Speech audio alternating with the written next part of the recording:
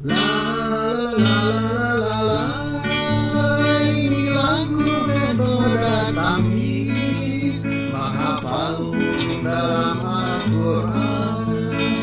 La la la la la la. Kelompok satu, saudara bicara bidangan kau seperti lila untuk lila kepada Allah di atas mindari, di dalam juga dari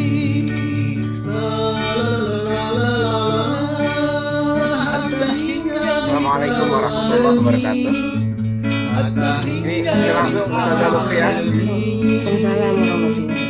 Langsung. Alhamdulillah, salatu wassalamu ala Rasulillah sallallahu alaihi wasallam wa yang saya hormati ibu-ibu, karena banyak tadi saya lihat wajahnya, tapi saya nggak tahu bagaimana caranya. Pokoknya laptopnya diketik-ketik, diklik-klik sama anak saya. Banyak ibu-ibu yang luar biasa gitu. Yang saya hormati bapak-bapak peserta tampil online, dan tidak lupa untuk Ustazah Lutfiah yang mengembangkan metode tamyiz dari offline menjadi online. Saya suka sampaikan kepada Ustazah Lutfiah, merubah tamyiz pembelajaran yang sifatnya ilmu keterampilan dalam media pembelajaran online bagi saya itu seperti namanya jam-jami, jadi diganti abaza. Keren banget. Ya, seperti merubah Allah, air yang mengalir ke bawah, kemudian oleh Ustazah Lutfiah pembelajarannya dirubah seperti air mancur. Air dipaksa untuk meluncur ke atas, walaupun pada akhirnya akan kembali jatuh gitu. Sampai hari ini saya banyak permintaan untuk mengajarkan tamyiz secara online dari teman-teman yang ada di luar negeri. Saya bilang hubungi saja Ustazah Lutfiah, karena beliau tukang spesialis air mancur, saya air terjun aja gitu. Yang gampang, tinggal saya dorong, airnya pasti akan tumpah ke bawah. Ibu-ibu, bapak-bapak peserta tamyiz online, saya selalu merasa berbahagia apabila mendengar perkembangan tamyiz sudah ada di mana-mana. Ini inspirasinya adalah saya sebagai putra kiai yang lahir dan besar di lingkungan pesantren. Sebagai alumni pesantren, saya merasa mendapati ada masalah, yaitu tidak semua alumni pesantren yang menghabiskan waktu sejak dia lulus SD masuk ke pesantren pada kebanyakan usia SMP dan SMA atau sanawiyah dan aliyah itu mempunyai kemampuan atau mempunyai keterampilan dalam memahami tarjamah Quran yang dipelajari, yang dibaca dan didengar, apalagi sampai pada tingkat kemampuan memahami kitab kuning. Itu bagi masyarakat yang mengambil pendidikan di pesantren, apalagi yang mengambil pendidikannya di luar pesantren. Di pesantren itu yang bisa memahami terjemah Quran dan kitab kuning, tingkat keberhasilan belajar selama 6 tahun itu hanya kisaran di 20-30%. Bagi mereka yang tidak menempuh pendidikan pesantren, tentu di bawah 2% yang bisa memahami Al-Quran jika mereka membaca atau mendengarnya. Padahal kita ini, bangsa Indonesia adalah bangsa dengan mayoritas penduduk Islam terbesar di dunia. Kalau mayoritas penduduk Islam terbesar di dunia ini tidak bisa memahami Quran, maka berarti bisa dikatakan umat Islam di Indonesia yang mayoritas ini tidak bisa baca, tidak bisa terjemah Quran, maka sebagian besar umat Islam di dunia tidak bisa memahami terjemah Quran. Tentu ini menantang bagi saya, terutama karena Allah sudah menjanjikan di dalam Quran, walaqad yassarnal Qur'ana lidzikri fahal mim muddakir. Bahwa Quran itu sudah dijadikan mudah oleh Allah. Bahkan kalau dengan cara tamyiz terjemahnya bukan begitu. Bukan sungguh telah kami mudahkan Al-Quran. Karena walaqad yasarna, wa artinya apa coba? Sama-sama terjemahin. Wa. Dan. Saya mau tes murid-murid Ustazah Lutfia nih. Wa. Dan. 100. Nah. Kami. Sungguh. Kalau wa hafal semua ya, alhamdulillah. Kalau terjemah Quran wa. La artinya tidak. Sungguh. Karena lanya la pendek gitu. La kolom berapa tuh? Yang lakon itu ya. Kemudian kon. Sungguh. Yasarna. Nanti di tamis 5 ada pelajaran. Sampai berapa tamis? Level tamis sampai 5. Oh iya betul. Ada yasarna itu ada tasdid. Artinya juga sungguh.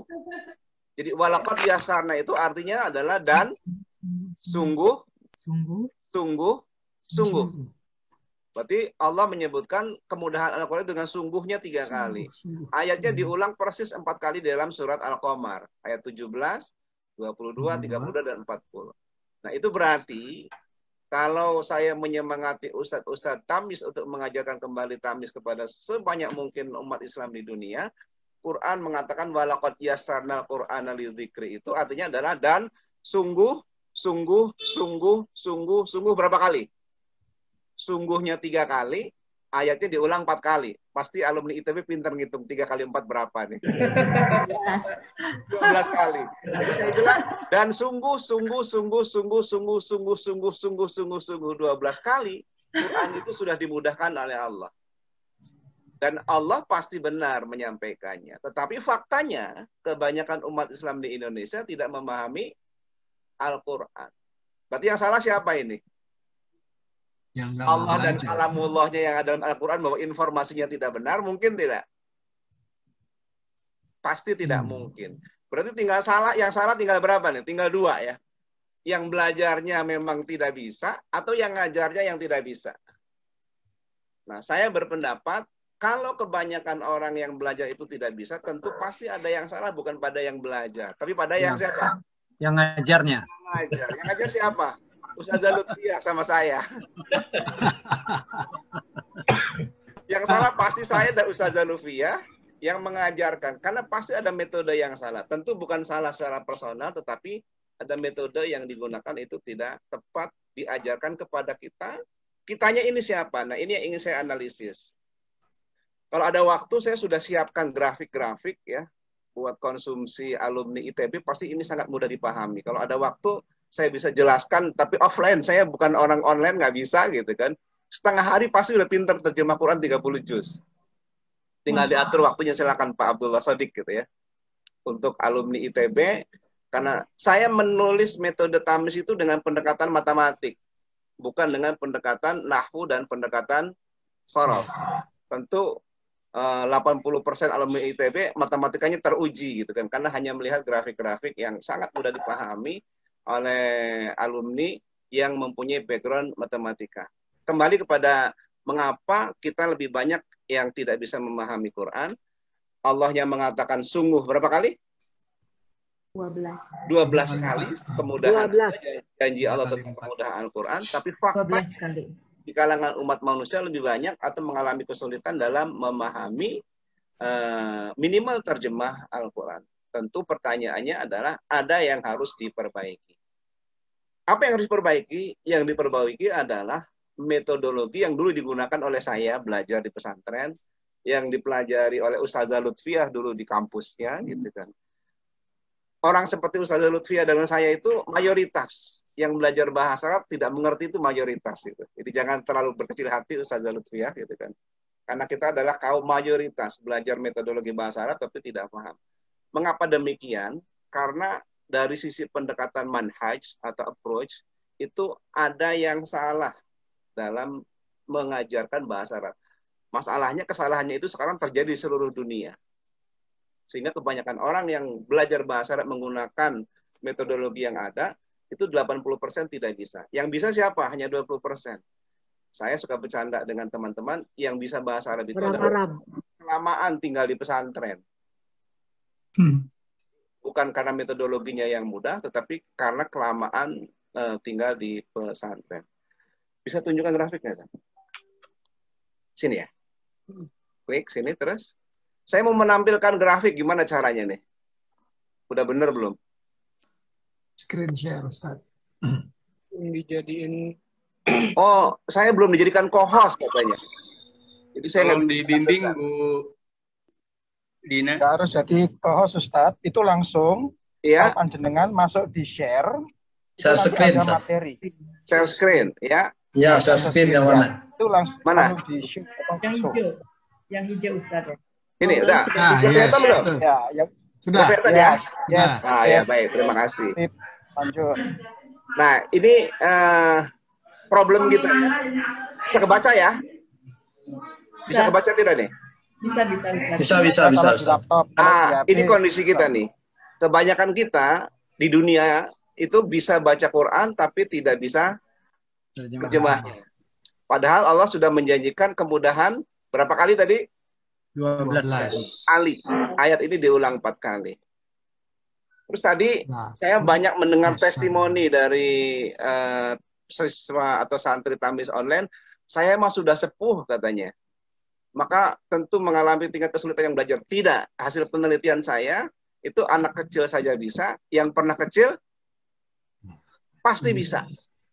Jadi yang pernah kecil pasti lebih mudah dalam memahami Al-Quran. Tidak ada alasan, dengan alasan sudah tidak mudah lagi, sudah tidak kecil lagi.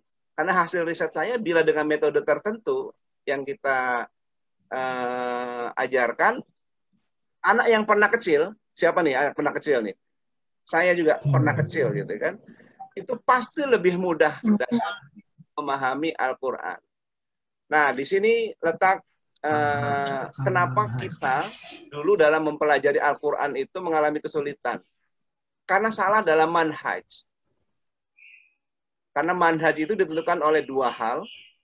Satu madkhal, yang kedua adalah ghoyah tujuan. Saya sengaja pakai bahasa Arab, karena alumni ITB nggak bisa bahasa Arab. Kalau pakai bahasa Inggris pada pinter. Biar saya kelihatan lebih pinter gitu. Jadi madkhal kita itu ada dua. Ada natiqin, orang yang bertutur kata bahasa Arab. Ada yang nasyiin. Kita ini nasyiin. Kesalahan pertama dalam mempelajari Al-Quran itu, kita nasiin orang non-Arab, sementara metode pembelajaran yang kita gunakan di dunia itu adalah metode yang ditulis dan dipergunakan, diajarkan pada natiqin. Ini kesulitan pertama. Kesulitan yang kedua, gitu kan. Ini untuk tes. Kebaca nggak nih tulisan ini nih? Ada yang bisa baca nggak? Baca. Silahkan dibaca. Biar saya yakin. Caranya? Rabbana Rabbana atina fid dunya Oke. Rabbana atina fid dunya hasanah wa fil akhirati hasanah. Ustazah Lutfia ini udah pada pinter kitab kuning semua. Alhamdulillah. Sudah bisa baca tulisan gundul. Karena hafal Sudah saja. harokatnya. karena hafal. Oh, karena hafal ya. Hafal itu mah. Baik, untuk ngetes seberapa jauh, bisa dijawab nggak? Bisa jawab nggak berapa abjad pada tulisan Rabbana sampai ada benar ini? Berapa Bisa ya? abjad? abjad. Ba, Rabbana alif Abjad. Pokoknya ta bisa dihitung ya. na ya. Ya, bisa.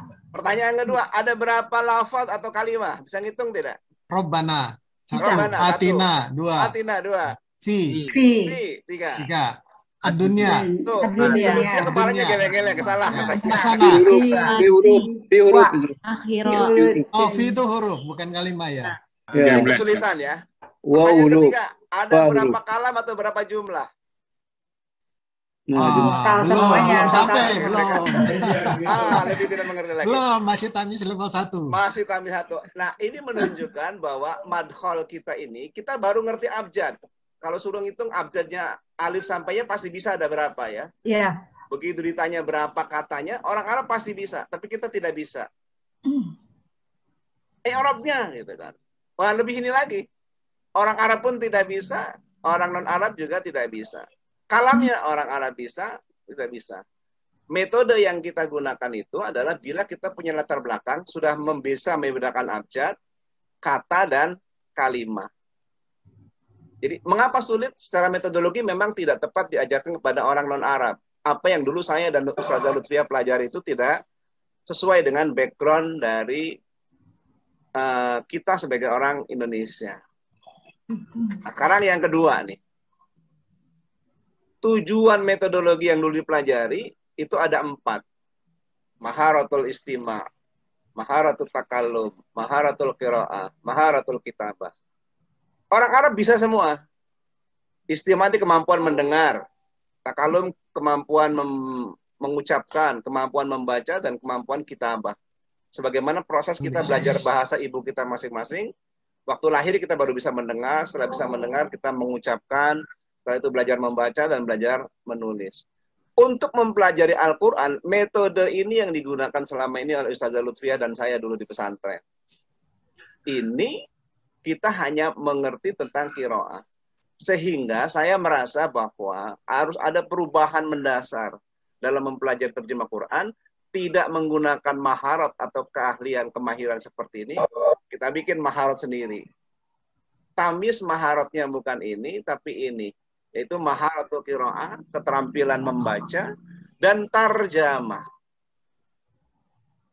Di sini tidak ada kemampuan tarjamah. Kenapa? Orang Arab tidak perlu menerjemahkan.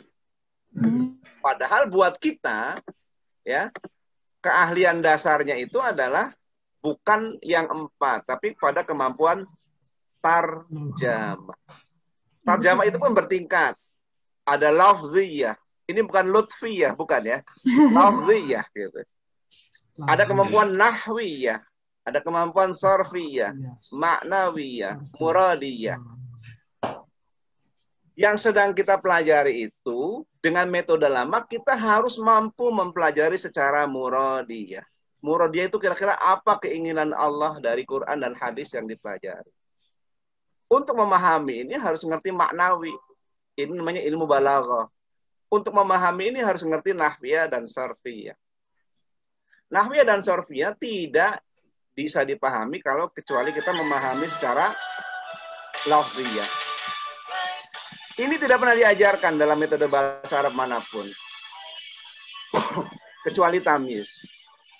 Sehingga kegagalan dalam memahami terjemah Quran itu adalah salahnya ada pada metodologi.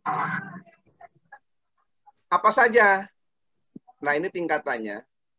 Kita langsung diminta untuk memahami ini selama ini. Padahal harusnya kita belajar. Ini diajarkan di Tamyiz 1.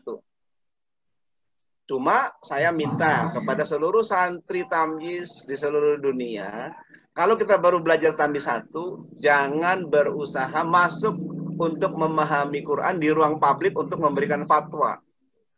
Hukumnya puasa tuh begini katanya. Kenapa? Karena kita baru belajar lafziyah. Untuk memberikan fatwa atau pendapat publik, pendapat hukum di muka publik harus selain memahami Tamyiz 1, 2, 3, 4, 5, harus belajar tafsir, usul fikih, mustalahul hadis dan sebagainya.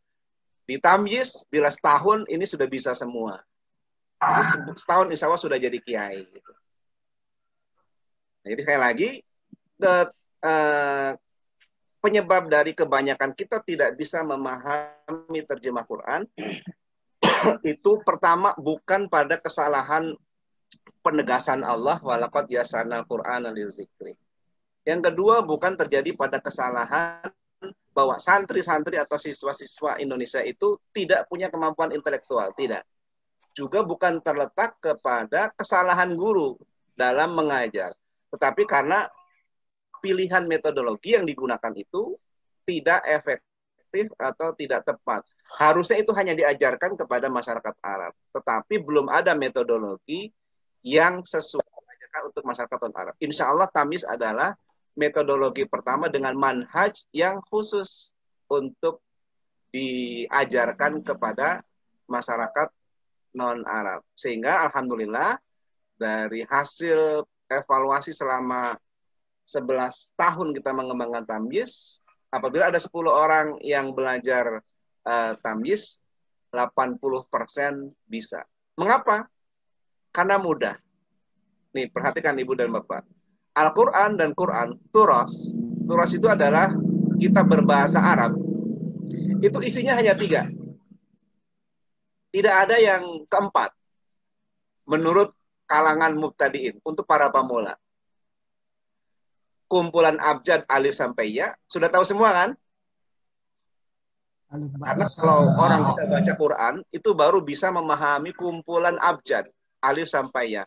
Itu pun kalau ada harokatnya. Kalau tidak ada harokatnya nggak bisa. Ya. Kemudian ada kumpulan kata. Kumpulan katanya cuma 3. Apa saja nih? Saya sebutkan sama-sama. Huruf, fi'il, isim, dan fi'il. Fi'il. Fiil. Ya. Huruf, Huruf isim dan fi'il. fi'il. Dan hanya itu, tidak ada yang ketiga. Jadi mudah sekali sebenarnya Quran itu. Karena hanya kumpulan abjad, kumpulan kata atau lafaz, dan kumpulan kalimat. Abjadnya ada 28, dan semuanya bisa. Kemudian hurufnya hanya ada 3, katanya ada 3, huruf isim fi'il. Apalagi kalimatnya cuma 2. Hanya mubtadaiyah dan fi'liyah. Ini tamis 2. Apabila kita mengajarkannya secara berurutan, maka ini bisa diajarkan dalam 24 jam belajar. Dengan catatan, tidak online, offline. Ini 24 jam belajar, atau kurang lebih 3 hari. Jadi kalau kita mulai camp, ba'da sholat Jumat, pulang hari Ahad sore itu sudah mengerti tentang Jawami'ul Abjad, Jawami'ul Lafzi, dan Jawami'ul Kalam dari Al-Quran. Ini untuk tingkat mubtadiin, pemula. Bagaimana dengan tingkat berikutnya? Saya menyebutnya tingkat muta'alim. Muta'alim itu artinya kelas pembelajar, kelas santri yang serius. Nanti abjadnya dibagi. Ada makharijnya, ada sifatnya. Harokat itu menimbulkan ahkam dalam ilmu tajwid. Hurufnya, isimnya akan terus seperti ini. Jadi memahami Quran itu itemnya, kalau menurut orang teknik, hanya mempelajari 1, 2 sifat, 3 ahkam, 4 nakirah, 5 ma'rifat, 6 mudhari', dan seterusnya. Dengan memahami ini, maka mudah. Nah, dalam metode yang lama, ini harus dipelajari tidak bertahap, harus sekaligus. Dan seterusnya, dan seterusnya. Ini bila tatap muka, mudah sekali mengajarkannya. Ini karena ketidakmampuan saya mengajarkan secara online, gitu kan.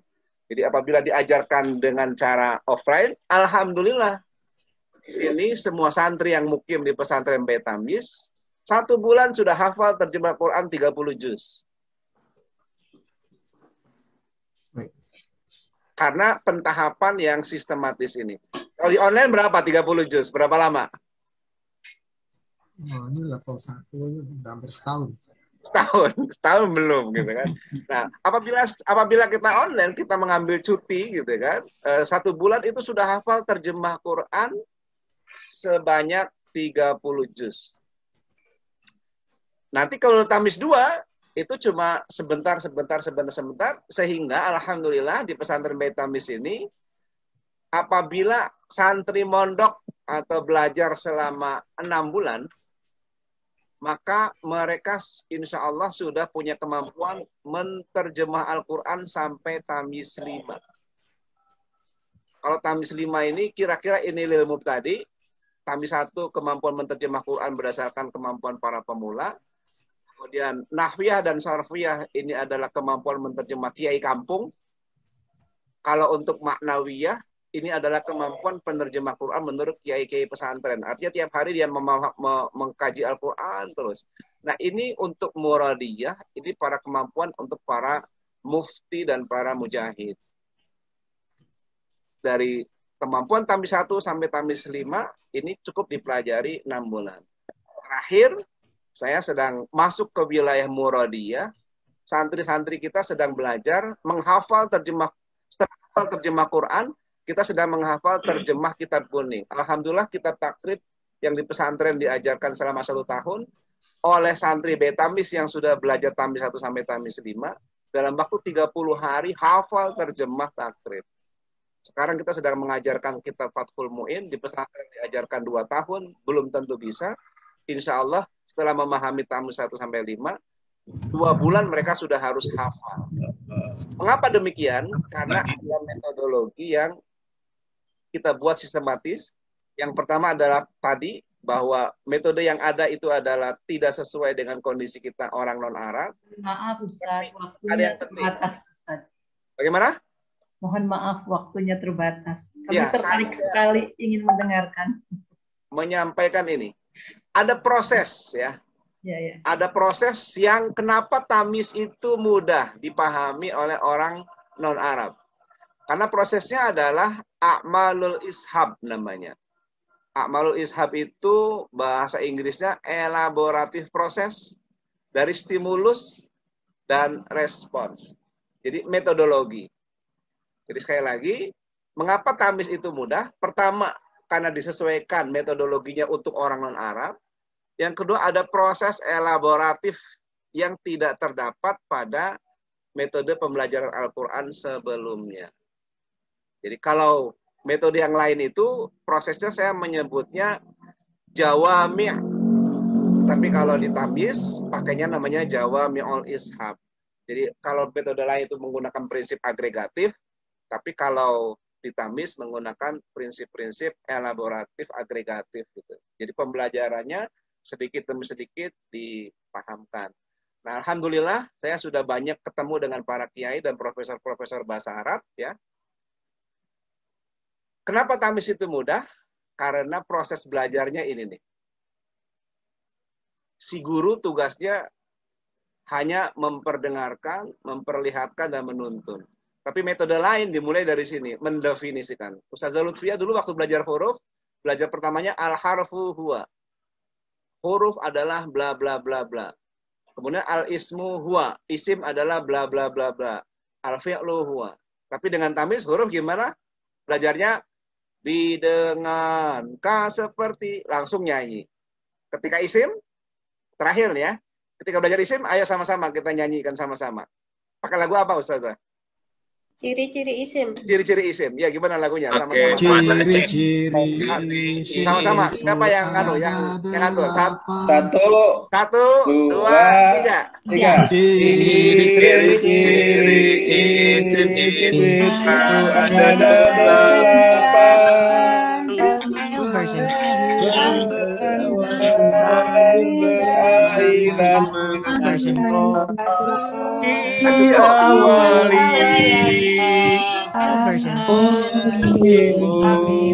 Terima kasih cukup. Ya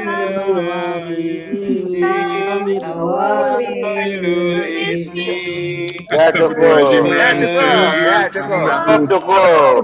Cara mengajarkannya itu tidak dari sebelah kanan. Tidak dengan cara mengajarkan per definisi, menunjukkan contoh dan tapi cukup memperdengarkan. Nanti siswanya hanya meniru dan mengulang-ulang. Tapi kalau dengan cara mendefinisikan, santrinya akan berpikir dan menghafal. Nah, ini proses pembelajarannya ada yang mudah, ada yang sedang, dan ada yang susah. Semua proses stimulus dan proses responnya tamis memilih dengan cara yang paling mudah. Sehingga nanti akibatnya adalah Marhamna bil Quran. kalau hanya begitu cara mengajarnya, saya juga bisa mengajarkannya. Dulu Ustazah Lutfiyah begitu ke saya ngomongnya. Ustaz ngajarnya begitu aja? Iya, saya bilang. Kalau begitu saya juga bisa ngajar tamis. Gitu kan. Walaupun karena saking semangatnya, santrinya 55, besoknya tinggal 4. 5. Oh, tinggal 5. Gitu kan. Tetapi apabila mengajarkan tamis itu dengan benar, maka semua santri yang belajar kepada wali kelas masing-masing pasti ya harus punya kesan seperti ini. Kalau hanya begitu cara mengajarkannya, saya juga bisa mengajarkan tamis. Sehingga akan terjadi duplikasi pelajar menjadi pengajar tamis sangat cepat. Walaupun tentu secara online validasi kualitasnya saya belum tahu bagaimana caranya. Mungkin teman-teman alumni ITB yang ahli IT boleh suatu saat kita ketemu bagaimana membuat sistem informasi atau aplikasi yang bisa memudahkan pembelajaran online semudah belajar offline. Tapi kalau belajar offline di sini dalam pengawasan saya, insya Allah 6 bulan sudah jadi kiai, insya Allah. Demikian yang dapat saya sampaikan. Mudah-mudahan ini menginspirasi. sekali lagi saya mengucapkan rasa bangga kepada Ustazah Lutfiah khususnya dan kepada seluruh santri-santri beliau. Beliau atau beliau gitu, kata perempuan gitu ya. Santri-santri beliau yang sangat semangat di usia berapapun yang terus tetap mempelajari Al-Quran. Saya ingin menyampaikan kabar gembira kepada semuanya. Kata Nabi, man salaka fi thariqatil ilmi wa mata maka falahul jannah. Barang siapa yang sedang menuntut ilmu, khususnya ilmu Al-Quran, mati, maka baginya dapat hadiah dari Allah, yaitu surga Jannatun Naim, insyaallah. Amin. Amin. Dari Quran sampai mati menjemput kita, insyaallah. Amin. Sekian dari saya. Assalamualaikum warahmatullahi wabarakatuh. Waalaikumsalam. Bila untuk ilah kepada Allah di atas mindari,